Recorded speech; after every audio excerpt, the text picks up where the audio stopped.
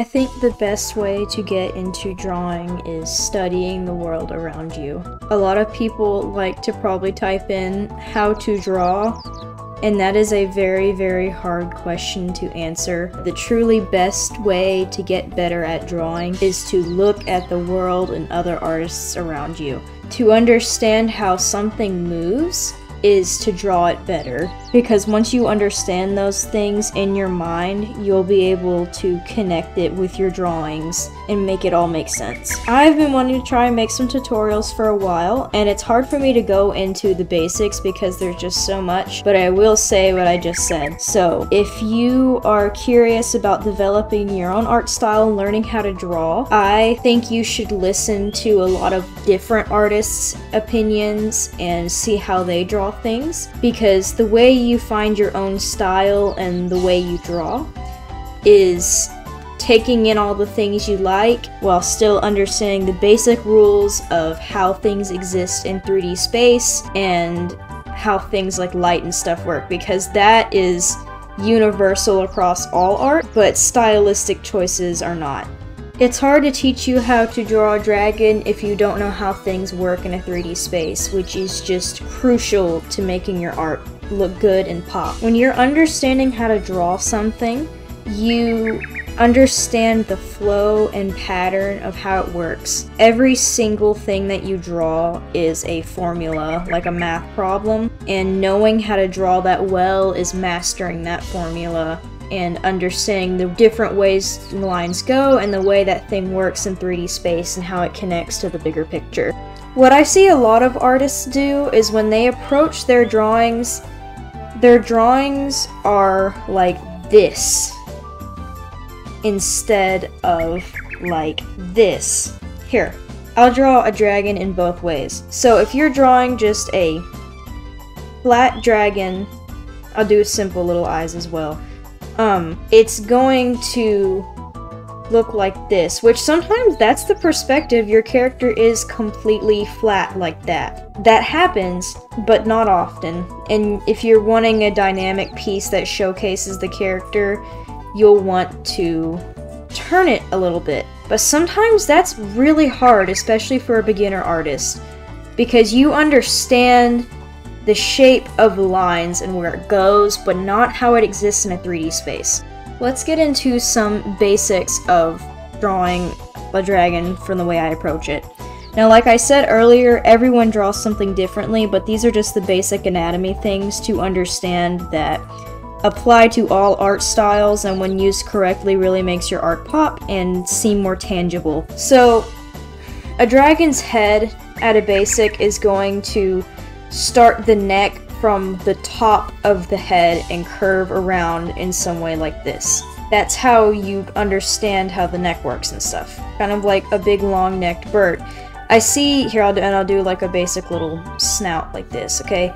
I see a lot of people start the neck from, instead of being from there, I see people drawing the base of their dragon neck like at the bottom of the neck instead of from around. While I was preaching earlier about why it's so important to look at other creatures and things in real life is so you can understand basic fundamentals like this, because things don't start from there, they start from around, they connect like that. A skeleton doesn't really work like this. That's not how that works. It goes whoop like that. Great, cool, awesome, amazing.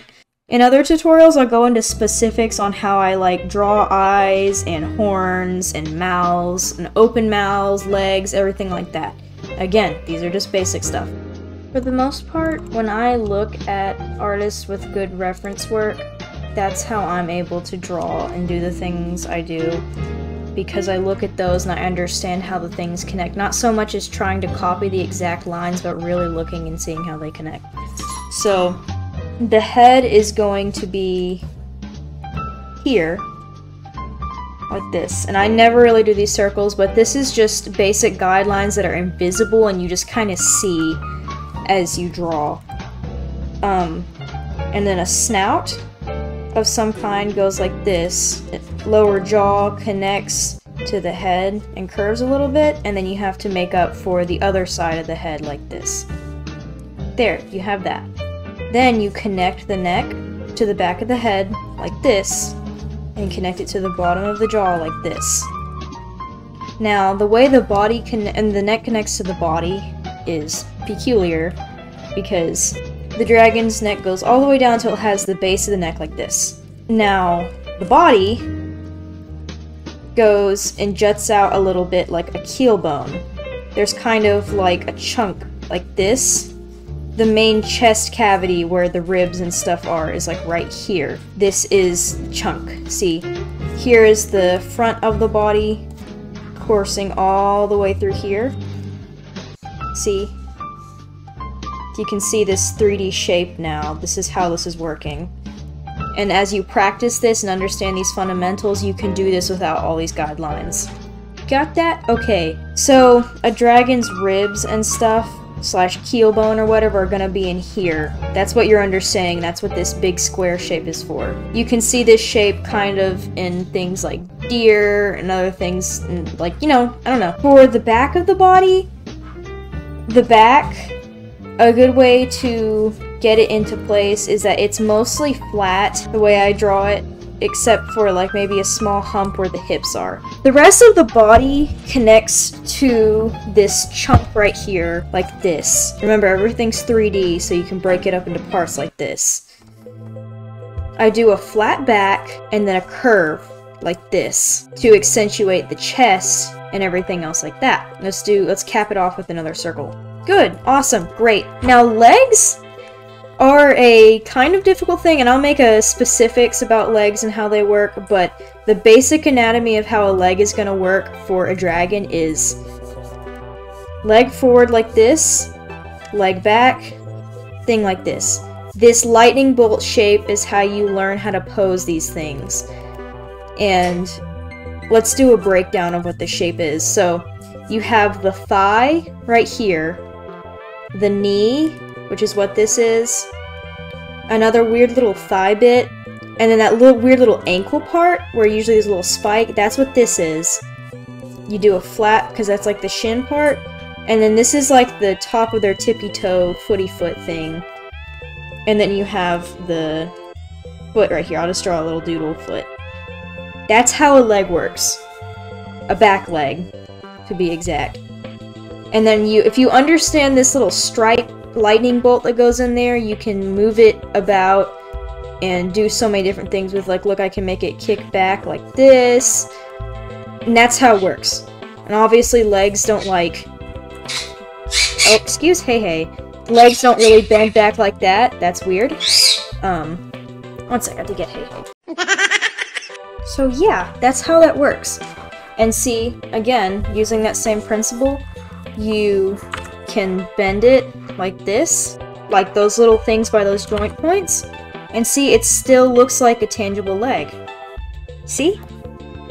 And that's the magic of it. If you understand all of these ways and the ways things connect and how they're supposed to move, you can pose virtually anything. Now, the way I'm understanding this is something you have to get down to muscle memory, which is something you do over and over and over and over and over again.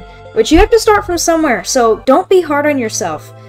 It's your journey as an artist takes a long time, and you'll always be growing. Sometimes you may be more stagnant, sometimes you may progress a lot.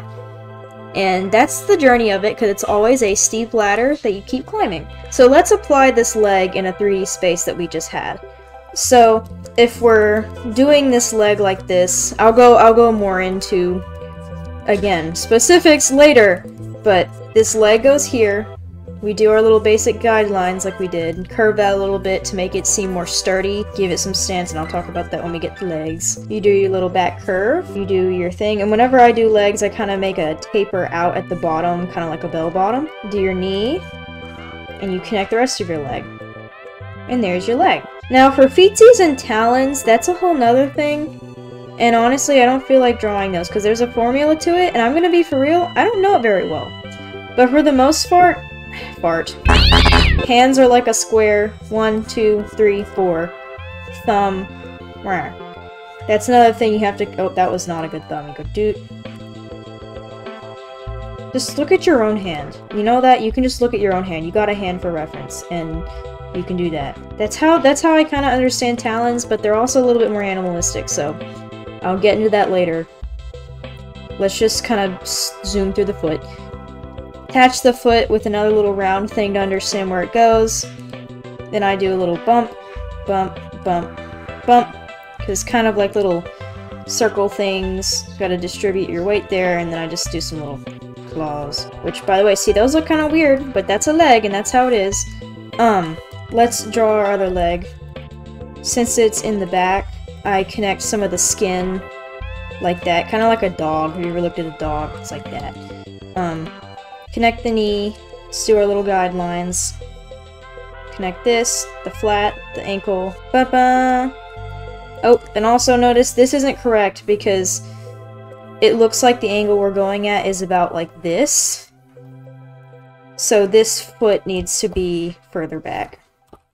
Which also, that foot looks jank, but we're just gonna ignore it right now because we'll get into stuff like that later. Now for front arms are kind of difficult. I still have trouble with those sometimes. So for those, this formula for the lightning bolt on them is the shoulder blade, like this, and then the back arm, and then the forearm, and then the hand, like this. That's how it works. Which is kind of the same thing, because if you have a back foot and it's like this, it's the same pieces. You got the yellow bit, like this, and here's this, and the pink. It's the same thing, see, but the proportions for them are different, and they work differently and move differently, because that's how it be. The thing with it, though, is what you're seeing on people, we only really obviously show this and this. This right here, where this connects, is the top of your shoulder, and your shoulder bone is like this. It connects like that, but a dragon's would be more up because they have a more visible shoulder blade, as you can see in skeletons of other big creatures. So we're going to apply that knowledge to this. I sometimes draw little shoulder blade bumps just to give more character bits. Let's draw our little guiding line. So here's this, and then the elbow, and then the arm that goes out. We can do the other one too, and since this is a 3D object, we're going to show that it pops out of the body right there and doesn't just go to the other side. We're going to go draw our guidelines even through the body. We go shoulder blade, arm, forearm. Just like that. Now let's draw the bits to it. So the shoulder blade is going to have a front line like this, and then connect over like this. A good little shape to understand that makes this look good is when this connects to the body, there's this little scoop. See this scoop? Like this? It goes scoop like that to connect to the body. So then, this is where your elbow would be. If you notice, if you look at your arm, it's not just a flat square like that, it tapers off to where your hand is. This is your hand, but it's a little paw. Like that. It tapers down, so when you're drawing a dragon forearm like this, you need to have it taper down as well, because this shows up in other animals like lions and stuff like that. You can see. Just, again, look at creatures in the world around you, and you can understand these things and apply them to your art and anatomy. That's how you study anatomy. I've never sat down exactly and, like, painstakingly did stuff, but a good way to learn anatomy is to get a picture of an animal and trace over it and notice how it works and look at the lines you drew. Good. Here is the little wrists now. I draw these little circle or little half circles there because if you can see, those are where I will focus on this some other time because, like, hoo boy, that's a whole thing. But in the meantime, just look up, like, dragon talon reference and you'll find stuff. And look at other artist tutorials because my way may not be the right way for you. This stupid back arm is not in the right spot. So let's pick it up, shrink it a little bit, and move it back. There we go. Now this looks better. Our dragon is tailless. He just has a blank butt. She said butt cheeks. Now the tail is probably the easiest part to draw You literally just kind of go out with it. You just go out and taper off into a smaller point. What you do to draw a tail is start a line from the top, basically where the spine would be, and then just make a equal line that slowly tapers off. And that's how you do that. That's how you do that. And then you can put whatever thing you want on the tail, little spikes, maybe a barb, I don't know. And there we go, we have a dragon, but he doesn't have wings. When you draw wings on a dragon, there is also another formula to follow. The way a dragon wing works is almost like your own arm and hand. So it is a line, like a forearm, or an arm, forearm. And then the hand starts here. It's like a little hand shape. But the wing claw like that, and then the fingers, so 4 fingers, because you have your thumb, 1 finger, 2 finger, 3 finger, 4 finger. And oh my goodness gracious, do you know what we just drew, guys? We just drew a wing. Clip it off a little bit for the shape of your wing that you desire, and then just draw some little tenty shapes like this. And then also for the elbow wing, which the elbow thumb, which you can draw, I do that just because. How do we apply that to our dragon? So, dragons have bones, believe it or not, and a lot of art starts the wing connecting to the bone right here, and that just, I don't think that could happen. So a good anatomical way to connect your wing is do it starting from here. So let's do our guidelines just like we were talking about a second ago. We do this upper arm, like, and then this, and then you curve it over for the wing. We have our hand like this. Since it's kind of folded over, we'll fold our hand over, and we do our 4 fingers. The actual wing webbing can be up to you. You can make it go all the way down the tail, or like this. I usually just connect it about right there. Now another thing to consider is the actual arm of the wing, because that exists too. It works the same way as the legs and your arm. It tapers here, and then it has this part that kind of tapers as well. Got an elbow, and there you go. I kind of do a little curvy, just like this curvy that we drew earlier, like that. Sometimes I draw a little pit, like a wing pit. But yeah, there you go. I've seen some artists also do like a wing skin pocket thing. That looks very good as well. You do whatever you want. I do it like this because I feel like it makes more sense, but yeah, and then you do the same thing for the other wing. We can kind of cheat it real quick and pretend that it's there. And there we go. We have our dragon and all of its basic parts. Now, some of this stuff may be wonky, but understanding the basics of this is how you get good at posing and understanding the rest of your dragons, because once you understand that you can bend this front arm like this, and bend this back leg like this, and open the wings, that's how you start your journey into making new poses and stuff. And if you have something like this, then you can start adding little nostrils, some eyes. For my ears, they always start about this point right here where the jaw would connect. I do a little curvy shape like that, or like this, just a little curve, and then you draw a scoop where the ear would be. See, you go scoop for the top, and then you connect it to the bottom, and then you do a skin flap on top like this that connects to the rest of it, and see, now it's a 3D shape. Now for the horns, they start right where the jaw left off, so you do this, where this would connect. We'll just do like thin Nightwing horns, kind of like how that would be. You just do up, up, like that. And then for this, you can always make a line to make sure that they connect and look good. And there you go. Do the skin right there wrapping around, just like we were talking about 3D shapes wrapping around. And there you go. Now, you have a dragon. And that's how you draw the basics of a dragon.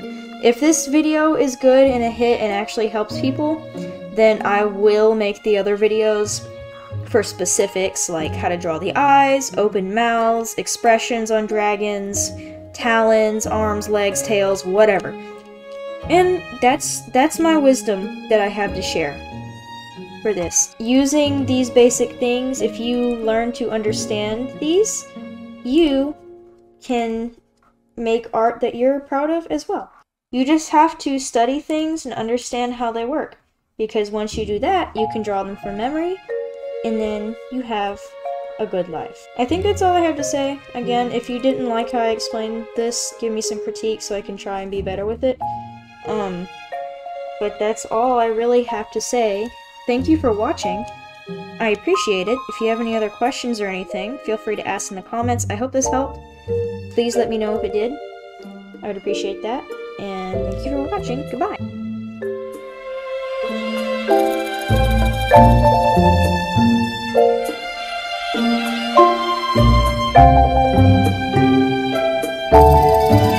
Or